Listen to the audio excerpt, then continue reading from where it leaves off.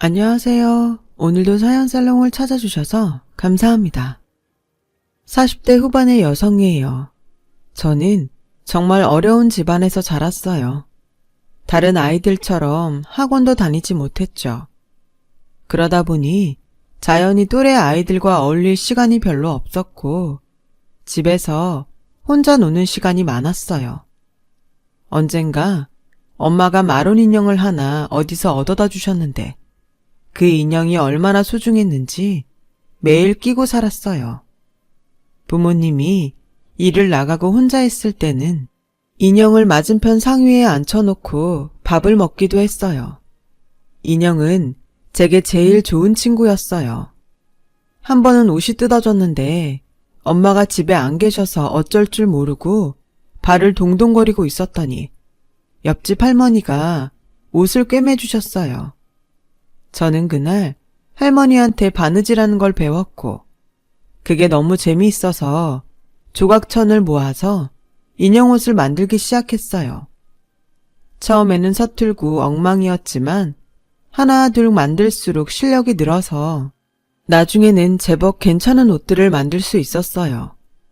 옷 만들기에 흠뻑 빠져서 학교에서 돌아오면 천을 얻어다가 인형한테 옷을 만들어서 입히는 데 열중했어요.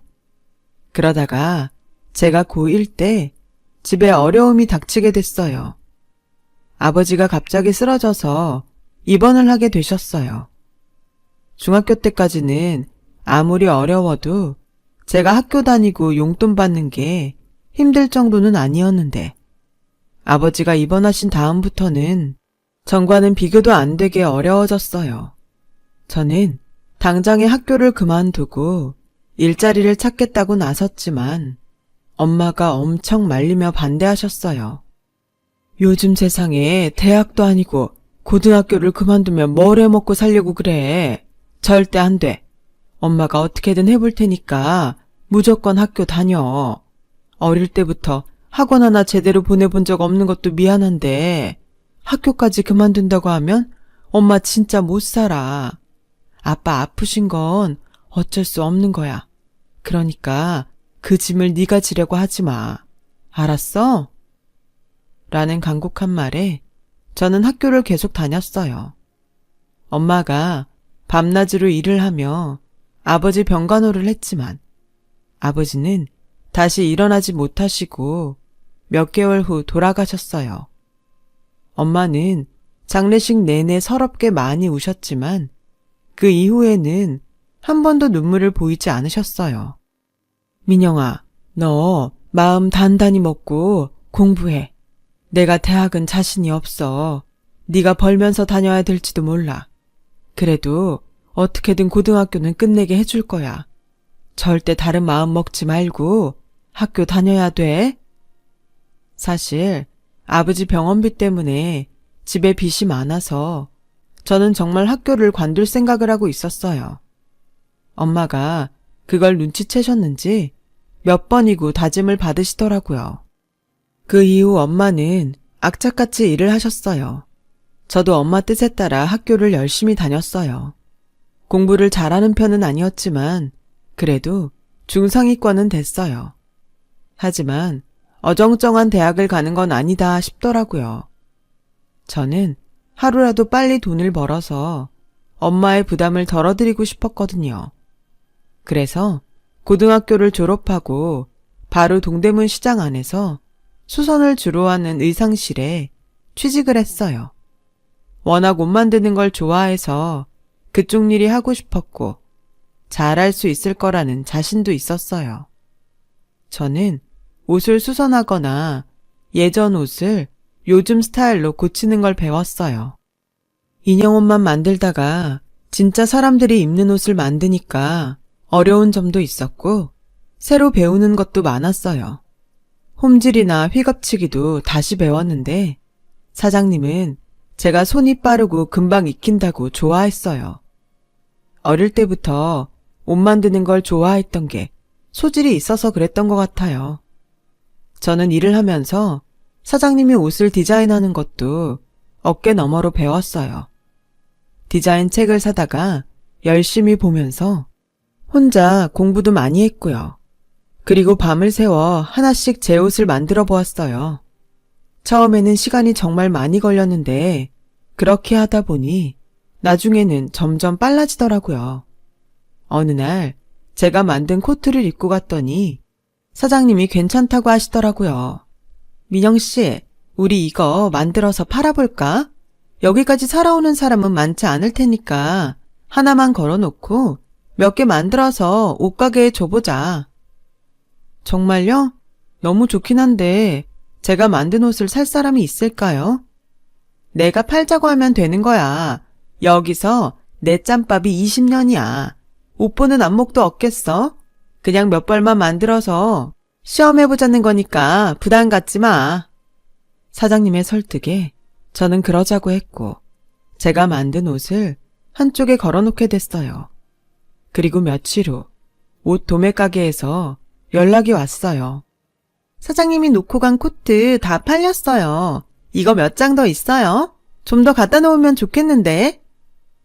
그 말에 사장님은 의상실에 걸어놨던 코트를 바로 갖다 줬고 저도 옷을 몇 장 더 만들었어요. 그렇게 제 옷이 가게에서 팔리기 시작했죠. 사장님은 아예 자기와 계약을 하고 일하자고 하셨어요. 민영 씨, 옷 만드는 센스가 있어. 나랑 같이 해보자. 응? 내가 여기 오래 자리 잡고 있어서 가게들 뚫는 건 금방이야. 저도 제 옷이 팔리는 게 너무 기뻤고 재미도 있어서 그렇게 하겠다고 했어요. 더 예쁘고 편한 옷을 만들기 위해서 서점에 가서 외국 패션 잡지들이며 옷 만들기 잡지들을 사와서 열심히 보며 연구를 했고요. 그렇게 공부하며 옷을 만들다 보니 어떤 옷들은 잘 팔리고 어떤 옷들은 안 팔리는 게 있더라고요. 그걸 쭉 놓고 보니 외국에서 좋아하는 옷과 우리나라 사람들이 잘 안 입는 옷이 뭐가 다른지 조금씩 파악이 되더라고요. 저는 비록 대학에서 정식으로 공부는 하지 못했지만 현장에서 부딪혀가며 익힌 감각과 실력으로 보세 쪽에 점점 많은 수의 옷을 내놓게 되었어요. 옷 주문량이 많아지자 사장님은 공장을 수소문해서 옷을 맡기기로 하셨어요. 엄마도 제가 빠르게 자리를 잡아가자 많이 좋아하셨죠. 대학 안 간다고 할 때 마음이 너무 아팠는데 그래도 네가 좋아하는 일 하면서 잘 되니까 엄마가 마음이 좀 놓인다. 기특하고 장하다 내 딸. 엄마, 이제 그런 생각 안 해. 나 진짜 괜찮아. 난 얼른 빚 빨리 갚고 싶어. 저는 정말 열심히 했고 5년 후에는 사장님한테서 독립을 하게 됐어요. 빚도 굉장히 많이 갚았고요. 저는 직원 넷을 두고 옷을 만들었고 옷도 정말 잘 팔렸어요. 28이라는 젊은 나이에 사장님 소리를 듣게 됐죠. 그 무렵에 남편을 만났어요. 그 사람도 동대문 도매시장에서 여성 옷을 납품하는 사람이었어요. 같은 일을 하다 보니 시장에서도 자주 보게 됐고 그게 자연스럽게 만남으로 연결됐어요. 그 사람은 대학을 졸업하고 일반 회사를 다니다가 엄마가 하시던 옷공장을 물려받아서 하게 됐다고 하더라고요. 말이 공장이지 재래시장에서 좀 규모가 큰 건물의 한 층을 빌려서 미싱 여러 대를 놓고 옷을 만드는 소규모이긴 했어요. 같은 일을 하다 보니 말도 잘 통했죠. 무엇보다 의지가 됐던 것 같아요. 엄마는 제가 혼자 일하는 게 불안했는데 든든한 사람을 만나서 잘 됐다고 좋아하셨어요. 남자는 특히 제 디자인 칭찬을 많이 했어요. 민영 씨는 정말 감각 있는 것 같아요. 대학 나온 사람들보다 훨 나아요. 진짜 어떤 회사는 보면 무슨 디자인을 저렇게 해놨나? 내가 해도 이거보단 낫겠다. 그런 마음 드는 게 있거든요. 이런 건 아무리 배워도 재능 있는 사람을 못 이기는 것 같아요. 저도 나름 열심히 하고 공부도 많이 했어요.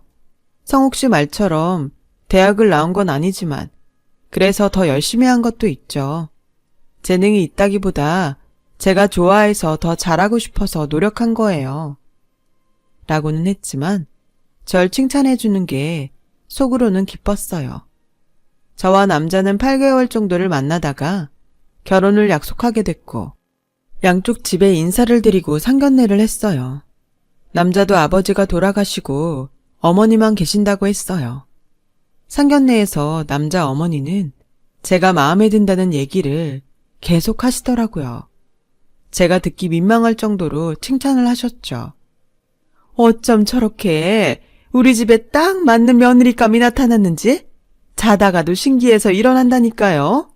집안 사정도 양쪽 집이 비슷해서 더 천생연분 같아요. 따님을 어쩜 저렇게 똑똑하게 키우셨어요. 부족한데 예쁘게 봐주셔서 감사해요. 살면서 잘 지도해 주시고 계속 잘 봐주세요. 저도 임서방 아들이라고 생각하고 잘할게요. 그렇게 분위기 좋은 만남을 끝내고 결혼 준비가 착착 진행됐고 저와 남자는 가을에 결혼식을 올렸어요. 결혼하고 얼마 되지 않아서 남자는 제 사업과 자기 사업을 합쳤으면 좋겠다고 하더라고요. 그것도 나쁘지 않은데 당신 공장은 다른 데 옷들 하고 있잖아. 그럼 우리 거 옷 나오기가 힘들지 않겠어? 당장은 그럴지 몰라도 멀리 생각하면 그게 더 좋을 것 같아서 어차피 같은 일을 하는데 우리 공장에서 당신 옷 만드는 게 더 좋지 않아? 서로에게 이득이 될 것 같은데. 그래도 저는 덥석 좋다는 말이 나오질 않더라고요. 우선 우리 옷을 얼마나 잘 뽑아내는지 봐야 했어요. 제가 독립해서 나올 때 지금 공장을 섭외하려고 굉장히 노력을 했고 그만큼 신뢰가 쌓인 관계였기 때문에 쉽게 옮기겠다는 말을 할 수도 없었고요. 이런 말해서 미안한데 그래도 우리 옷을 샘플로 만든 걸 봤으면 좋겠어. 당신도 알다시피 이건 사업이잖아. 내가 지금 공장 사장님하고 계약을 해지하고 당신 공장으로 옮길 만큼 남편 공장이 옷을 잘 뽑는다고 보여줘야 될 것 같아. 뭐 당신 생각도 이해는 해. 그쪽에 해약하자는 게 어렵긴 하겠지. 그래도 샘플을 보겠다고 하니 기분이 좋지는 않네. 라며 볼멘 소리를 하더군요. 사실 남편 공장은 규모도 작았고 저희는 옷을 한 번에 많이 뽑아내야 되는데 그런 많은 양을 해보지 않았을 게 분명했어요. 저는 저대로 사업 얘기니까 확실히 하자는 건데 그걸 서운해하는 남편이 좀 이해가 되지 않았어요. 남편은 이 일을 시어머니한테 얘기했고 시어머니는 바로 저한테 집으로 오라고 하시더라고요. 너 부부가 뭐니? 일심동체라고 하잖아. 결혼을 했으면 당연히 남편 공장으로 옮겨야 되는 거 아니니? 뭐? 샘플을 만들라고? 나 참 기가 막혀서? 우리 성욱이네. 니네 같은데 옷 샘플이나 만들어야 되는 그런 공장 아니야. 내가 그 공장을 어떻게 키워서 물려줬는데? 지금 그거 너 나도 모욕하는 거야? 어머니, 그 뜻이 아니고요. 저도 계약한 공장 사장님한테 명분이 있어야 되잖아요. 그리고 성욱 씨 공장이 저희처럼 한 디자인 많이 뽑는 거 안 해본 거 사실이라서 저로서는 확인이 필요해요. 어머, 얘 말하는 것 좀 봐. 그러니까 전에 공장에 보여준다는 것도 말뿐인 거고 결국 네 마음에 들어야 된다 그 소리 아니야. 얘가 진짜 우리를 뭘로 보고 이런 말을 하는지 모르겠네. 막말로 네가 정식으로 디자인을 배웠어? 의상학과를 나왔어? 시장 바닥에서 주먹구구식으로 배운 주제에 누굴 가르치려고 들어? 이래봬도 나 젊을 때엔 한가닥 하던 양장학원 출신이야. 이거 왜 이래? 성욱이는 경영학과 나와서 의상도 따로 공부했다. 객관적으로 봐도 누가 더 잘하겠니? 안 그래? 라며 저한테 모멸감을 주는 말도 서슴지 않았고 그날 이후로 남편도 시어머니도 저를 없는 사람 취급했어요. 저는 결국 남편 뜻대로 해주겠다고 했어요. 결혼한 지 얼마 안 돼서 더는 싸우고 싶지 않았거든요. 남편과 시어머니는 신이 나서 공장 이름도 제 브랜드 이름으로 바꾸고 본격적으로 저희 옷을 만들기 시작했어요. 한 가지 디자인을 여러 사이즈로 대량 생산하는 걸 안 해봤던지라 공장 사람들이 힘들어하는 게 보였지만 차츰 적응을 하더라고요. 저는 거의 매일 2시간 정도밖에 못 자고 일일이 옷을 검수했어요. 그렇지 않으면 잘못 나온 옷들이 꽤 있어서 안 되겠더라고요. 점차 사람들도 적응을 많이 하고 옷도 잘못 만드는 일이 거의 줄어들자 남편은 사람이 더 필요하다면서 회사 직원들을 늘렸어요. 그건 그럴 수 있다 싶었어요. 하지만 전 아무래도 대량 생산이 가능한 공장에서 하는 게 더 낫다는 생각은 변함이 없었어요. 물론 자동화 시스템 공장에서 부분 만들어 오는 게 많았지만 남편 공장이 다 소화하기는 버거워 보였거든요. 이런 얘기를 다시 해야겠다고 생각하고 있는데 남편이 점점 집에 잘 안 들어오더라고요. 매일 야근해야 된다고 하거나 바쁜 일이 있다고 하는데 제가 공장 스케줄을 뻔히 다 아는데 좀 이상하다 싶었어요. 그러다가 청천벽력 같은 소식을 들었어요. 남편이 제 브랜드를 자기 이름으로 상표 등록했다는 결정서가 집에 온 거예요. 저는 너무 놀라서 바로 공장으로 갔지만 남편을 만날 수 없었어요. 사람들이 저를 사무실에도 들여보내주질 않았거든요. 그제야 둘러보니 디자인팀에 사람이 2이나 앉아있더라고요. 사람을 뽑는다는 게 공장 일을 할 사람만 말한 게 아니었던 거예요. 저도 상표를 등록해야 된다는 건 알고 있었지만 솔직히 제가 보세 옷을 만들고 주로 도매상에 넘기다 보니 상표가 크게 중요하다고 생각하지 않았어요.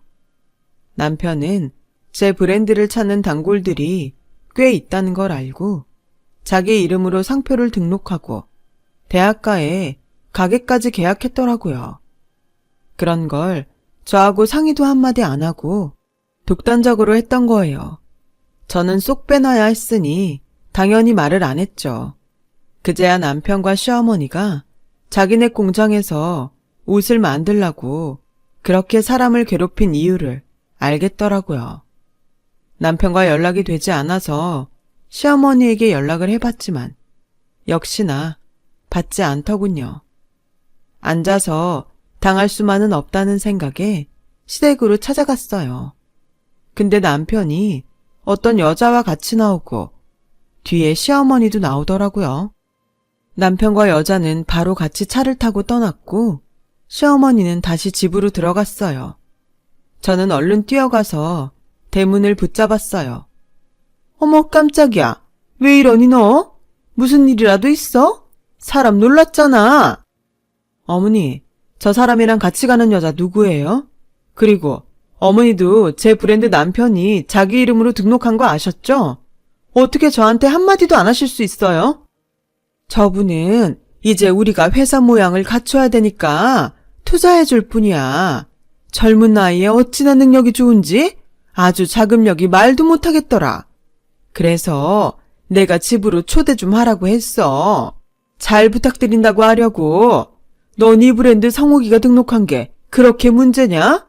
이러니까 우리가 너한테 말을 안 한 거야. 전에 공장 옮길 때도 너 얼마나 부정적이었니? 그런 식으로 하면 일을 하려고 해도 안 돼. 알아? 라더니 그대로 대문을 쾅 닫고 들어가 버렸어요. 제가 아무리 초인종을 누르고 전화를 해도 시어머니는 나오지 않더라고요. 남편도 제 연락을 받지 않았고요. 그리고 며칠 후에 남편이 제가 의부증이라고 못 살겠다며 이혼 서류를 보내더군요. 남편이 일하는 걸 일일이 감시하려고 하는 사람과 못 살겠다고요. 저는 완전히 당했다는 걸 깨달았어요.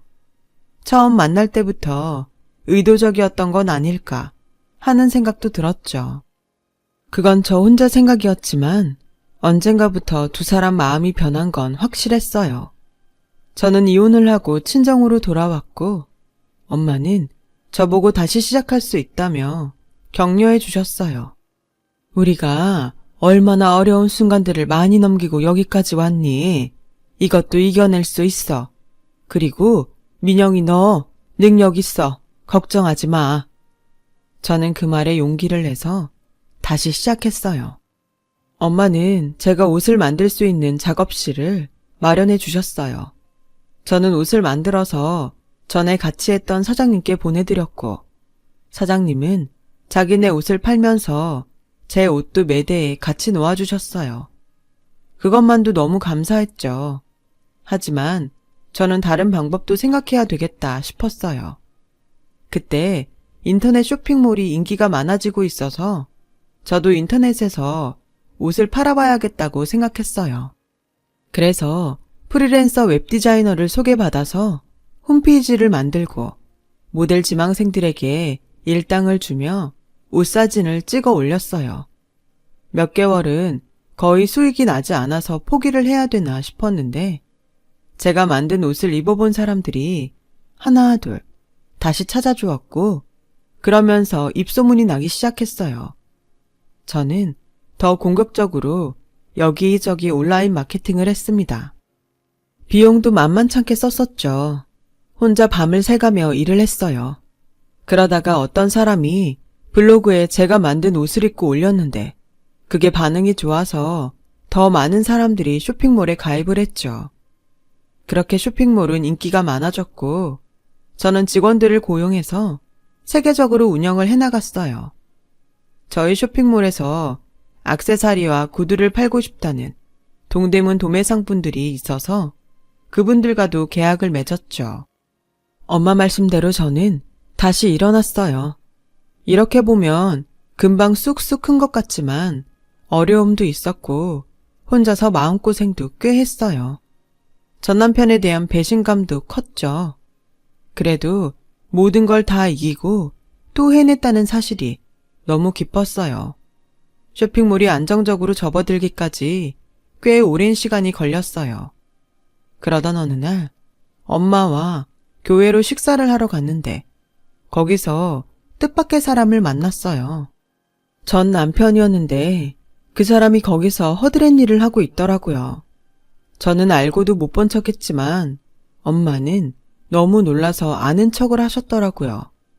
그 바람에 전 남편도 저와 엄마를 알아봤고 저희 쪽으로 오려고 하지 않더라고요. 그날은 그렇게 그냥 헤어졌어요. 저는 이게 어떻게 된 일인지 궁금해서 전 남편에 대해 알아봤죠. 그랬더니 1년 전에 회사가 부도나서 문을 닫았고 빚을 잔뜩 졌다는 거였어요. 투자를 했다던 여자는 남편과 결혼해서 살다가 회사가 위험해질 때쯤 속았다며 이혼 소송을 하고 자기 돈을 다 빼서 집을 나갔다고 하더군요. 한편으로는 쌤통이라는 생각도 들었지만 다른 한편으로는 씁쓸했어요. 제가 처음 만든 브랜드가 그렇게 사라졌으니까요. 그러고 보니 제 브랜드를 시장에서 못 본 지 꽤 되긴 했더라고요. 그동안 너무 바빠서 잘 모르고 있었던 거죠. 그런데 다음날 전 남편은 어떻게 알았는지 제 사무실로 찾아왔어요. 정말 오랜만이야. 잘 지내나 보네. 저기, 그때는 내가 생각이 짧았어. 당신하고 그렇게 헤어지는 게 아니었는데. 이런 말 정말 염치 없지만 우리 다시 합칠 수 있을까? 이번엔 실수하지 않을게. 실수라니. 무슨 실수요? 그거 다 계획적인 거였잖아요. 제가 바보도 아니고 한 번 속지 2번 속겠어요? 댁하고 더 이상 할 얘기 없으니까 나가주세요. 여기요. 모르는 사람 아무나 들여보내지 마세요. 이렇게 화만 내지 말고 내 얘기도 들어봐. 나도 그때는 잘해보자는 생각이었어. 근데 당신이 너무 사사건건 따지니까 일이 안 될 것 같았다고. 그 말이 지금 나한테 통할 것 같아? 난 이혼하고 시장에서 들은 말이 없는 줄 알아? 댁하고 댁 어머니가 상표 등록하고부터 마음 바뀌었다고 다들 그러더라. 모르는 사람이 없던데 나만 바보같이 모르고 있었던 거야. 그런데 나보고 다시 합치자고? 너 한 번만 더 그딴 소리 해봐. 사기죄로 고소할 거니까. 내가 못할 것 같아? 라고 소리 지르자 남편은 더 말을 못하고 가더라고요. 그런데 남편은 예전이나 지금이나 자기 엄마한테 시시콜콜 다 얘기하는 사람이더라고요. 다음에는 시어머니가 저를 찾아왔더군요. 아가, 그동안 잘 지냈니? 안사돈도 잘 계시고? 사는 게 바쁘다 보니 인사도 한번 못하고 이렇게 시간이 간지도 몰랐어. 할머니가 우리 엄마한테 왜 인사를 합니까? 그리고 누가 아가고 누가 안사돈이에요. 이제 그런 사이 아니죠. 완전 남남이에요. 얘는 어떻게 사람관계가 그렇게 모자르듯 딱 잘라지니? 아무리 그래도 같이 지낸 정이 있잖아.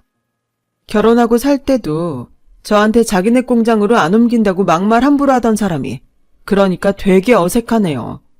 저 댁 아들하고 다시 안 합쳐요. 그러니까 그만 돌아가세요.